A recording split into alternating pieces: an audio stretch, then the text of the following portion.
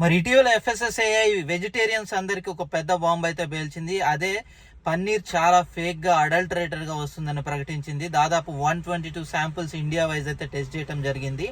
ఇందులో 83% వరకు అన్ని ఫేక్ పన్నీరే అని ఉంది.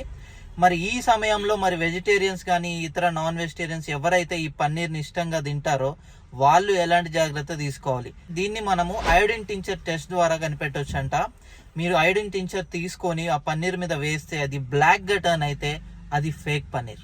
అలాగే ఈ ఫేక్ పన్నీర్ ని మీరు హీట్ చేసినట్టయితే దాని లోపల ఉన్న వాటర్ కూడా బయటకు వస్తుంది. సో ఇది కూడా ఒక ఇండికేషన్ అన్నమాట.